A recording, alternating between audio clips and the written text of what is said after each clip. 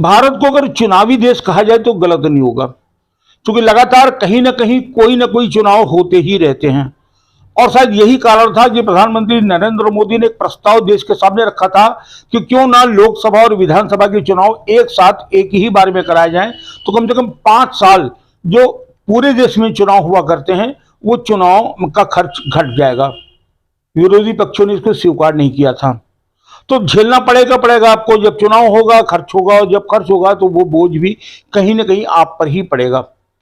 अभी कुछ समय पहले उत्तर प्रदेश में चुनाव संपन्न हुए, हिमाचल और गुजरात में चुनाव चल रहे हैं, दिल्ली एमसीडी के चुनाव चल रहे हैं, और उत्तर प्रदेश एक बार फिर चुनाव की तैयारी में है और नगर पालिका चुनाव की दुमदुमी बज चुकी है।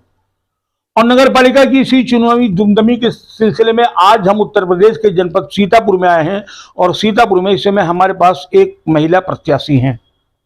बात करेंगे उनसे, क्योंकि वो चुनाव की दावेदारी में है, मैदान में है, काफी समय से सोशल वर्क कर रही हैं, राजनीति में भी सक्रिय हैं। उनके कई प्लेटफॉर्म हैं, जैसे उनका एक विद्यालय चलता है जिसकी प्रबंधिका हैं।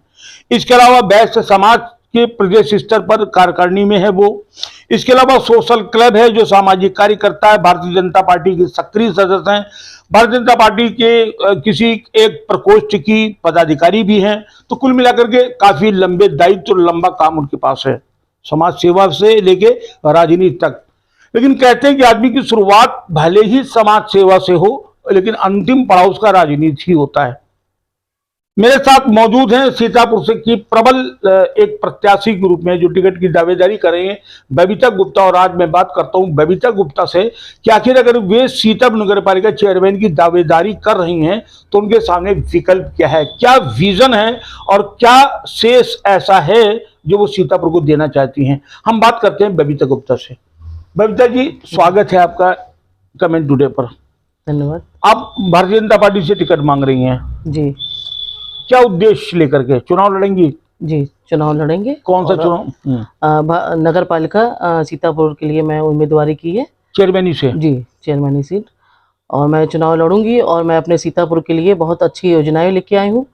और जब मुझे टिकट दिया जाएगा, मुझे पार्टी के नेतृत्व में जो भी होगा, मैं मेरे संगठन और मैं माननीय मोदी जी और माननीय योगी जी के दिशा निर्देशों पर मैं चलूंगी, और उनका पालन करके मैं अपने सीतापुर जनपद में अब की बार भारतीय जनता पार्टी का ही परचम फैलाना चाहूँगी। क्योंकि कई बार हमारा परचम दूसरी पार्टी वाले ले गए हैं, लेकिन अब की बार मेरा भारतीय जनता पार्टी का परचम फैला के रहूँगी। उद्देश्य तो आपका हो गया कि आप चुनाव लड़ेंगे जी।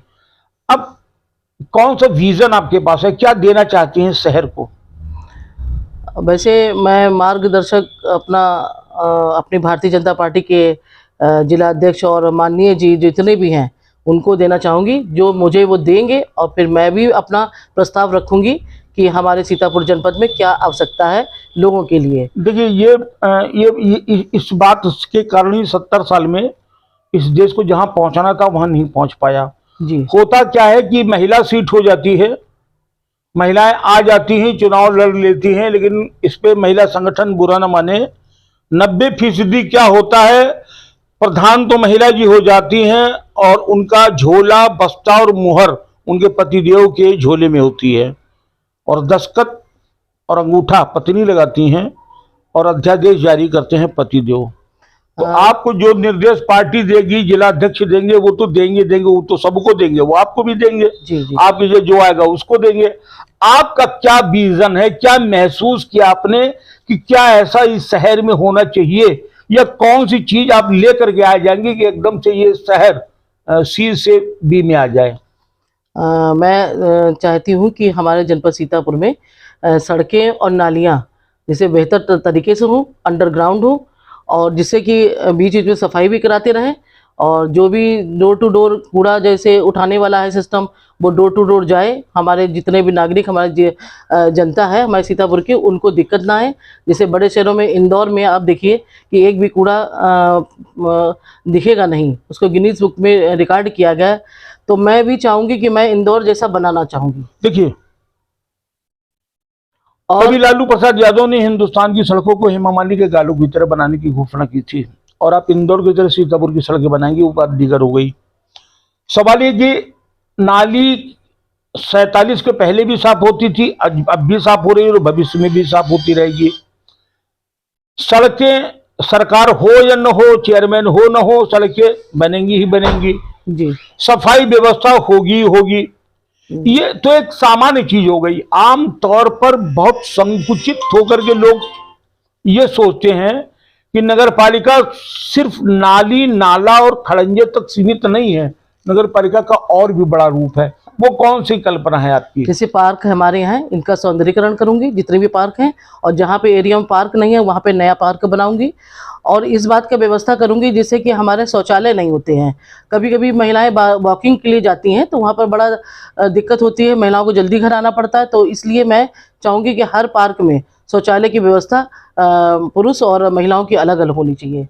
तो ये बात के रखूंगी ध्यान। और मैं अपना दायरा बढ़ाना चाहती हूँ नगर पालिका क्षेत्र का, कि यहाँ पर थोड़ा छोटा सी सिटी रह जाता है, जबकि लखनऊ के बिल्कुल करीब है, स्मार्ट सिटी है, लेकिन हमारा मार्केट जो है हमारा ये छोटा रह जाता है। तो इसको मैं चाहूँगी कि ऊपर तक मैं खबर भेजूँ और इसको मार्केट को ज़्यादा बड़ा करूँ, एरिया बड़ा करूँ अपने क्षेत्र का, क्योंकि अधिकतर 30% हमारी जो ज़मीन है वो हमारे मिलिट्री ग्राउंड में है।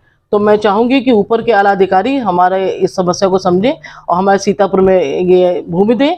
तो हम लोग बहुत सारी दुकानें अलॉट कराएंगे और दुकानों के साथ में लोगों को रोजगार भी मिलेगा और साथ में नगर पालिका की इनकम भी होगी।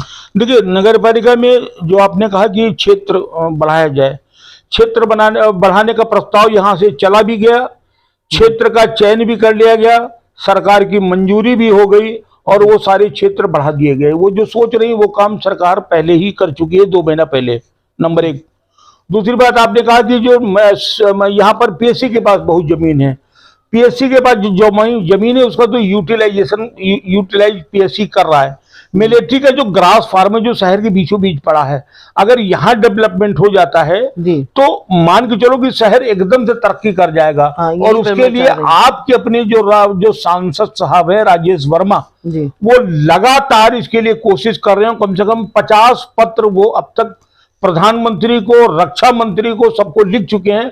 और अभी कुछ दिन पहले ही उनकी बात हो चुकी है राजनाथ सिंह से। वो तो मुद्दे सब अलग है, वो तो बहुत। आप चेयरमैन की हैसियत से क्या करेंगी? सारी व्यवस्थाएं बनाएंगे, जो भी हमारे जब उस चेयर पर्सन पे बैठूंगी तो मैं खुद सोचूंगी वहाँ पर क्या व्यवस्था है और सब तरीके से हम व्यवस्था। अभी आपको क्या व्यवस्था नजर आ रही है? अभी मुझे यहाँ पर अतिक्रमण वाला ज्यादा समझ में आ रहा है। जैसे कि मैं किसी को उजाड़ूंगी नहीं, लोगों को व्यवसाय भी दूंगी, व्यवसाय करने के लिए स्थान भी दूंगी, समय सीमा भी दूंगी। जैसे मैंने सोचा है कि बस अड्डा है, जो बस स्टॉप को मैं बाहर ले जाऊंगी, ई रिक्शा के माध्यम से सभी लोग आना जाना रहेगा। और मैं उस क्षेत्र में अंडरग्राउंड पार्किंग की व्यवस्था करना चाहूंगी और आसपास जितनी भी क्षेत्र है वहाँ पर दुकानें, 2 मंजिला दुकानें बनाऊंगी, जिससे कि लोगों को रोजगार मिले। और हमारा सीतापुर की बस अड्डे की जमीन किसकी है वो? अभी तक तो मुझे पता नहीं है, वैसे नगर के क्षेत्र में आती है। तो ये तो नहीं, नगर क्षेत्र में तो मेरा मकान भी आता है जी, उस पर आप निर्माण थोड़ी कर लेंगे। नहीं, नगर उसका क्षेत्र में नगर निर्माण करना नहीं है, लेकिन जो भी सार्वजनिक होंगी तो उनका मैं चाहूँगी कि यहाँ पर पार्किंग की व्यवस्था नहीं है तो मैं पार्किंग की व्यवस्था करना चाहूँगी। लोग जिसे दूर दूर से यहाँ पर आते हैं, छोटे छोटे कस्बे से जब मार्केटिंग के लिए आते हैं, तो यहाँ हमारे लखनऊ जैसे व्यवस्था नहीं है कि पार्किंग की हो। पार्किंग कहाँ बनाएंगी आप? पार्किंग अंडरग्राउंड सोच रहे हैं कि कहाँ पर बनाएंगे? बस स्टेशन के नीचे वाला। उसके अलावा अब जिसको लोहा मंडी आना, कपड़ा मंडी आना, गुड़ मंडी आना है, तो यहाँ तक तो ये लोहा मंडी बस अड्डे तक कोई ई रिक्शा जा ही नहीं सकता है। और अभी अगर आपकी जानकारी में हो तो पिछले 4 दिन पहले आपके मुख्यमंत्री योगी आदित्यनाथ ने एक अध्यादेश जारी किया जो सब जगह लागू है, आपके सीतापुर में नहीं लागू है, कि जो ई रिक्शा शहर के मध्य अंदर चल रहे हैं इनको शहर के अंदर न चलने दिया जाए, इनको जो लिंक रोड हैं उसमें चलाया जाए। अब जैसे सीतापुर में आपके लाल बाग से लगाकर बस अड्डे तक जाने के लिए आपको 1 घंटा लग जाता है और सारा ट्रैफिक ये ई रिक्शा वाले खा जाते हैं, टेढ़े बेले खड़ा करके। एक्सीडेंट का कारण भी ई रिक्शा वाले हैं। अगर इनको आंख अस्पताल, वो क्या नाम, जीआईसी स्कूल से ही घुमा करके, जीआईसी स्कूल से आंख अस्पताल और वो तरणताल होते हुए उधर से निकाल दिया जाए तो शहर का ट्रैफिक भी बच जाएगा, ई रिक्शे वालों की कमाई भी बढ़ जाएगी और सब कुछ इजी गोइंग हो जाएगा। ये वो मुद्दे हैं जिनको आपको उठाने हैं। जी। अब आप कह रही रिक्शा से घंटा करो लालबाग भेजेंगे लोगों को, नहीं, रिक्शे भी जैसे उनको भी रोजगार देना जरूरी है कि तो रोजगार के लिए ये थोड़ी मेरे घर में चलाएंगे, रोजगार के लिए तो उस सड़कों पे चलाइए जहां से ट्रैफिक को भी प्रॉब्लम ना हो और काम भी हो जाए। हाँ। तीसरा, अगर आपकी अपनी तैयारी है तो आप पहले वो जमीन का पहले से ही देख लीजिए कि कौन कौन जमीनें होगी जहां आप अंडरग्राउंड। अब रही क्या नाम उसकी बात, आपने कहा पार्किंग बनाने की, लंबा मुद्दा था सीतापुर कि कितने लोग वहां गाड़ी खड़ी कर रहे हैं, कोई नहीं ले जाता सब। लेकिन जब उस समय जैसे कंपलसरी कर देंगे तो फिर लोग ले जाएंगे। कंपलसरी तो आज भी है। नहीं, वो सब मुद्दे उठाए जाएंगे, लोगों का मानक बताया जाएगा कि इस तरीके से किसको? जैसे यातायात नियम के लिए नागरिक को बताया जाता है नियम, तो ऐसे उन लोगों को अपना बताएंगे अपने शहर को स्वच्छ कौन बताएगा? निर्मल के हम लोग नगर पालिका के लोग जिसे बताएंगे। हम नगर पालिका थोड़ी बताने जाएगा कि आप गाड़ी कहाँ खड़ी करो, ये तो ट्रैफिक का काम हो गया। ट्रैफिक पुलिस के पास जाके हम लोग कंप्लेंट करेंगे, उनको बताएंगे, उनको कहेंगे कि कंट्रोल करें, हमारे लोगों को, जनता को ज़्यादा दिक्कत ना हो। जैसे महिलाओं के लिए हॉस्पिटल ले जाना है तो रिक्शा ज़रूरी है, रिक्शा तो बहुत ज़रूरी है, ई रिक्शा भी ज़रूरी है, लेकिन उनका इसे बहुत ज़्यादा चलन ना हो, अपना हिसाब से अपना लिमिटेड बना दिया जाएगा कि इतने लिमिट में आप यहाँ पे जा सकते हैं। जैसे ये बताइए, सबसे पहली बात कि जो सोशल ऑर्गेनाइजेशन हैं, कहाँ कैसे शुरुआत आपकी हुई और किस किस संगठन से आप सक्रिय हैं, पहले ये बताएं। मैं वैश्य समाज उत्तर प्रदेश प्रदेश उपाध्यक्ष हूँ। मेरे संरक्षक नंद गोपाल नंदी कैबिनेट मंत्री जो हैं, उन्होंने मुझे बहुत सारी जिम्मेदारी दी है कि हर नगर क्षेत्र में जाके अपने वैश्य समाज को इकट्ठा करना है और वो भी भाजपा के मंच पे लाना है। तो मैंने उनकी पूरी निर्देशानुसार मैंने पूरा सारा कार्य किया है। जैसे कि हम लोगों के बिखरे बिखरे वैश्य समाज के लोग पड़े थे, अधिक कभी जैसे गुलहरे वैश्य हैं, अलग अग्रवाल हैं और जायसवाल हैं और जैन है, ये सबको मैंने एक मंच पे लेके आई हूँ। एक संगठन को मजबूत बनाया है पूरे प्रदेश में जा के अपनी महिलाओं के साथ में जाके, और ये एक संगठन को मैंने बनाया है और एक मंच पर भाजपा के मंच पे मैं लाई हूँ। इसलिए मुझे फिर से दोबारा 5 वर्ष के बाद एक तो आपका वैश्य समाज हो गया। विद्यालय शिक्षा के क्षेत्र में क्या है? मैं बीएस एजुकेशन महाविद्यालय की डायरेक्टर हूँ और प्राइमरी स्कूल की, हाई स्कूल की भी डायरेक्टर हूँ। और मैंने सोशल क्लब रजिस्टर्ड सीतापुर इसलिए बनाया कि मेरे ठप्पा लग गया था कि वैश्य समाज, ओनली वैश्य समाज, मुझे तृप्ति नहीं मिल रही थी। मैं अपने समाज के लिए ज़्यादा से ज़्यादा करना चाहती थी, मैं अपने जनता सीतापुर के लिए ज़्यादा से ज़्यादा महिलाओं के लिए करना चाहती थी कि इनको जो भी मेरे पास है वो खाली ना जाए। तो मैंने एक रजिस्टर्ड क्लब बनाया जिसमें हर जाति धर्म वर्ग के लोग हैं, और मैं अपने जितने भी भारतीय सांस्कृतिक कार्यक्रम होते हैं मैं अपने महिलाओं के साथ में अच्छे से मनाती हूँ। और कभी कभी कैंप भी अपने दूसरे तीसरे मंथ निःशुल्क कैंप करती हूँ, जिससे कि सभी लोगों को लाभ मिल सके। और अति निर्धन व्यक्ति लोग जो होते हैं उनको मैं दवा भी वितरित कराती हूँ। अच्छा, अब आपकी कौन सा ऐसा कारण है कि आप गरीबों को निःशुल्क मदद भी कर रही हैं, उनकी सेवा भी कर रही हैं? जातिगत आधार पर आपका वैश्य संगठन है, वैश्य जो बिखरे हुए थे उनको भी आपने अगुवाई कर लिया, गरीबों भी कर लिया, फिर कौन सी इच्छा आपको कम रहेगी जो आप अब सेवा करने के लिए आपको नगर पालिका की कुर्सी चाहिए? मैं ये चाहती थी कि बहुत सारी चीज़ें इसमें अभी अनदेखी देखी गई हैं। जैसे विगत वर्ष में जो भी नगर पालिका के रहे होंगे, मैं उनकी बुराई नहीं करना चाहती हूँ। वो भी अपने तरीके से सही रहे हैं, मैं भी अपने तरीके से सही रहूँगी। अगर मुझे टिकट मिलता है तो मैं अपने तरीके से नज़र देखूँगी, क्योंकि मैं कॉलेज की डायरेक्टर होने के नाते मैं अपना संचालन अपने डिग्री कॉलेज का अच्छे से कर रही हूँ। तो मैं चाहती हूँ कि जिस कुर्सी पे बैठूँगी तो मैं उसका अपने जनपद सीतापुर के संचालन अच्छे से करूँगी। नहीं, क्या मतलब नगर पालिका चेयरमैन और शिक्षा के डायरेक्टर से क्या रिश्ता आपस में? क्योंकि डायरेक्टर ये है कि मैं यहाँ पर बच्चों के लिए निःशुल्क शिक्षा के लिए एक स्कूल भी खोलना चाहती हूँ, क्योंकि अगर हर वर्ग के बच्चे पढ़ें।